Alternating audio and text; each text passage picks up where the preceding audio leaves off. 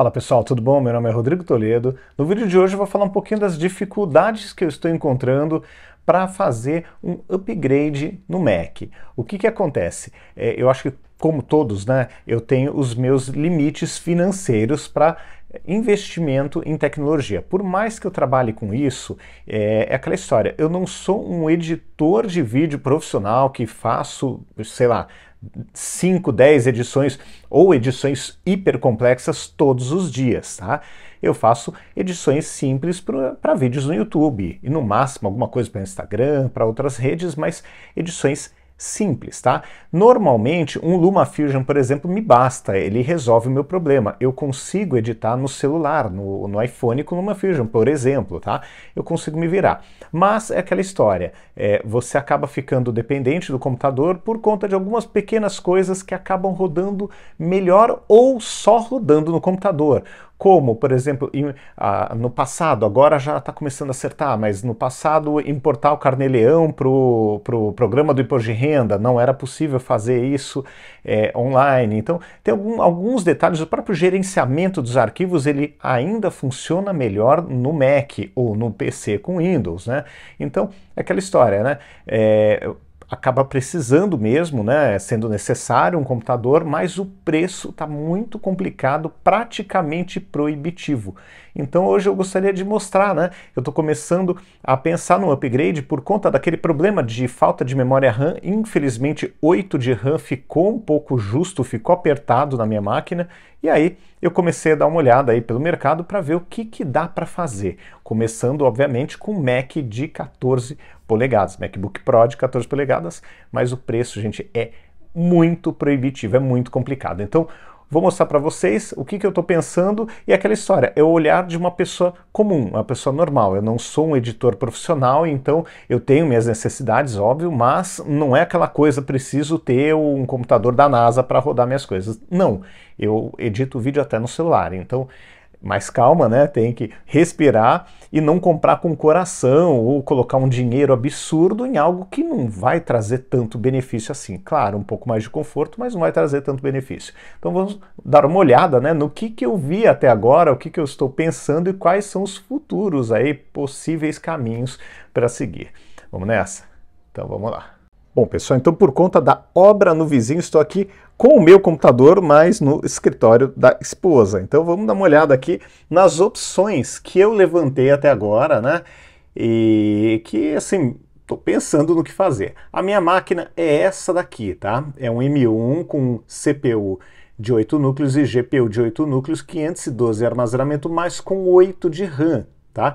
Ela, hoje, eu paguei bem mais barato que isso, mas hoje ela está sendo comercializada por 13.732. Se eu quiser essa máquina com 16 de RAM, vamos só exercitar, porque essa é difícil de encontrar à venda por aí, tá? O preço vai para 15, ó, estou considerando o preço à vista, tá? Vai para 15.900, praticamente 16 mil reais, esse é o valor com desconto. Então é salgado, é apertado.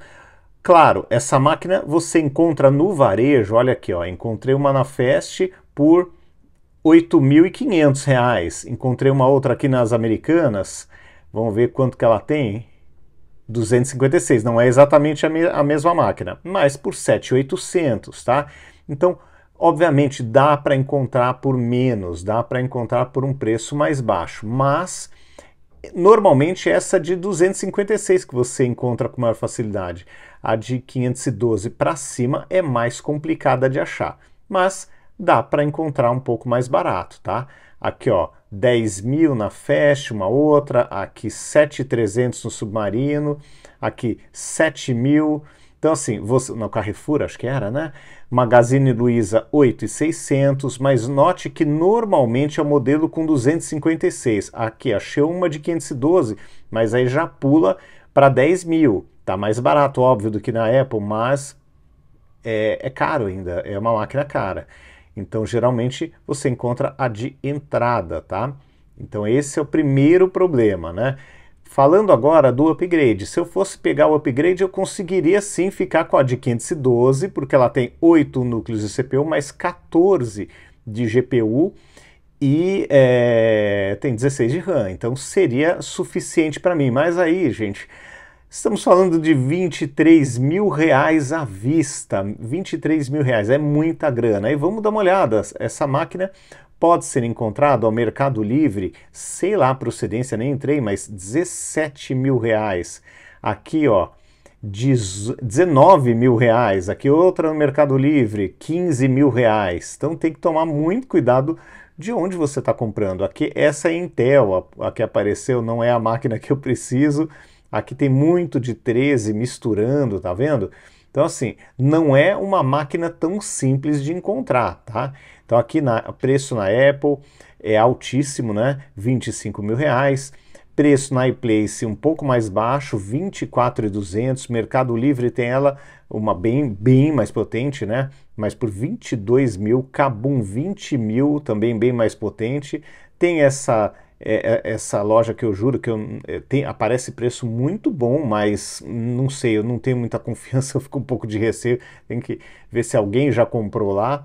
Mas assim, o preço, de uma forma geral, é muito alto. É acima de 15, eu diria acima de R$ 16.000, se conseguir comprar ela num preço bom. Então, nós estamos falando praticamente no dobro do preço, né, da máquina do MacBook Air. Então, quando você vê aqui, ó, na própria Apple, você está pulando de 15, que é esse preço aqui dela, com 16 de RAM, que seria o que provavelmente ia salvar a minha performance aqui, por 23. Então dá o que? R$ 8.000 de diferença. É muito dinheiro, gente, é muito dinheiro.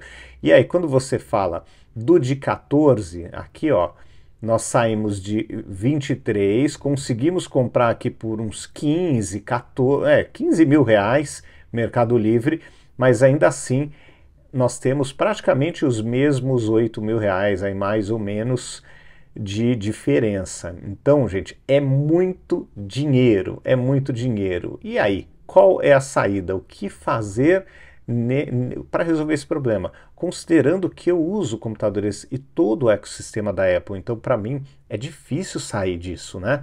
Outro ponto, muita gente fala, pô, pega um MacBook Air, o MacBook, o Mini, né? O Mac Mini. O Mac Mini poderia até ser uma boa, mas eu não vou ter espaço para colocar um escritório com monitor, uma mesa grande na próxima casa. E tenho planos aí de viajar pro ano que vem, entendeu? Então eu vou ter que manter o trabalho rolando em qualquer lugar que eu estiver. E assim, eu tenho que ser móvel até dentro de casa, eu tenho que ter essa facilidade de mudar de cômodo ali tranquilamente. Mas esse preço aqui, gente, tá proibitivo. Mas e aí, qual seria a minha saída? Olha, gente, por hora é aquela história. Eu tenho sim alguns problemas de performance, mas graças a Deus o gerenciamento da memória é muito bom no Mac. Então o que tem acontecido? Eu não tenho crash ou quebra, qualquer problema de travada a pau em aplicativos que eu estou usando. Então, por exemplo, eu estou no Final Cut editando um vídeo. Ele dificilmente vai travar e reiniciar. Isso não acontece, tá?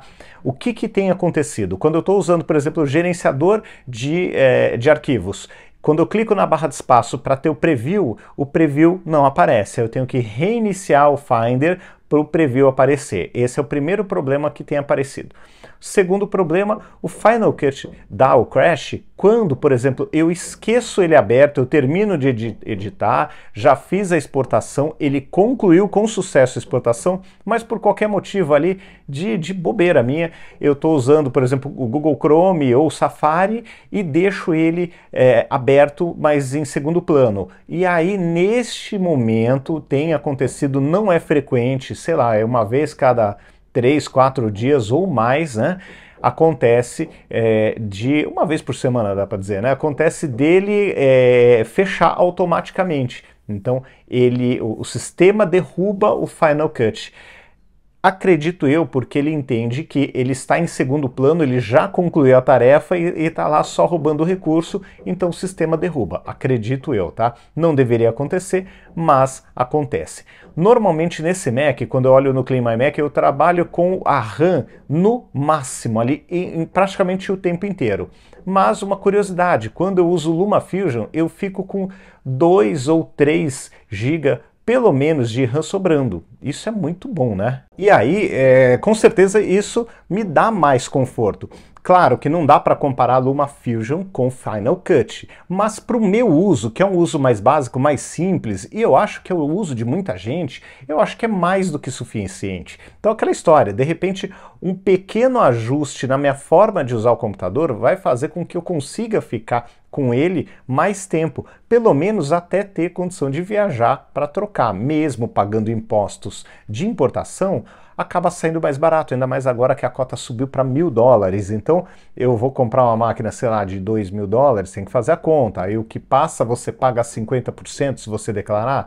Então eu teria, teoricamente, estou fazendo a conta de padaria, se eu tiver errado vocês me corrijam, mas passo 1.000, se eu declaro eu pago 50%. Então seriam $500 de impostos para poder importar e ficar legal com esse aparelho e poder viajar com ele e voltar tranquilamente o resto da vida, tá? Então, de repente, vale a pena fazer uma viagem mais para frente e comprar lá fora, mas importando de forma regular, pagando os impostos todos da melhor forma, né? Da forma mais correta possível.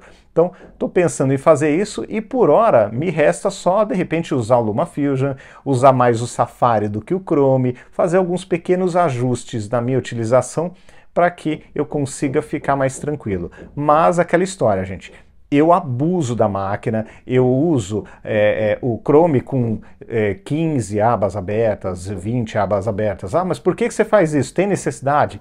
Tem necessidade porque eu estou fazendo as minhas leituras, eu estou abrindo as coisas interessantes que eu encontro no feed, e aí eu vou lendo e vou fechando, e o que me interessa eu vou transformando em pauta. Então, é o fluxo de trabalho, né?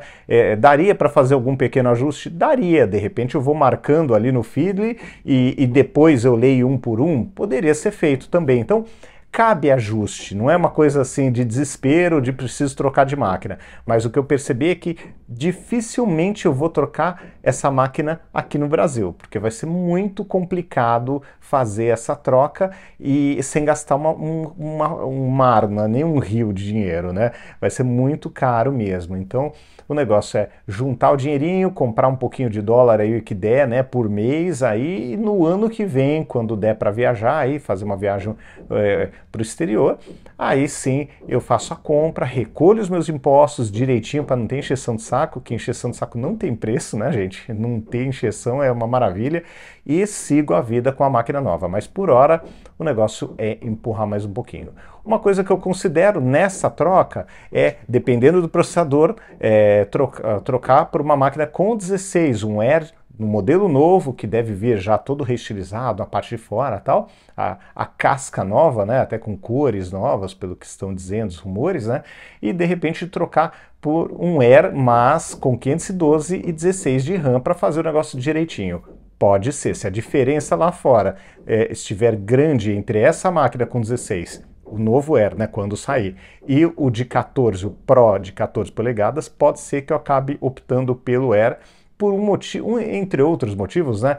O motivo dele ser extremamente leve, fino, compacto, fácil de levar, mais do que o de 14, que já é mais gorducho, e ainda com uma fonte desse tamanho, uma fonte que parece fonte de celular, ele consome pouca energia e é uma máquina que eu gostei muito, eu gostei demais, apesar desses pequenos probleminhas que têm aparecido por conta das atualizações. Mas de qualquer forma, nada que inviabilize o uso da máquina, eu acho que são apenas alguns ajustes e o mais importante, em nenhum momento o Final Cut travou travou no meio de uma edição. Isso para mim é o mais importante. Então isso significa que eu não preciso sair correndo para fazer a troca. E de qualquer maneira, mesmo se travasse, eu ainda teria o LumaFusion para poder trabalhar. Então eu vou ter calma, eu vou fazer o negócio direitinho, mas o que eu pude perceber, que comprar aqui no Brasil impossível, né? O Air ainda dá para apertar o cinto, dá para fazer alguma coisinha, dá para comprar no marketplace aí qualquer, Americana, Submarino,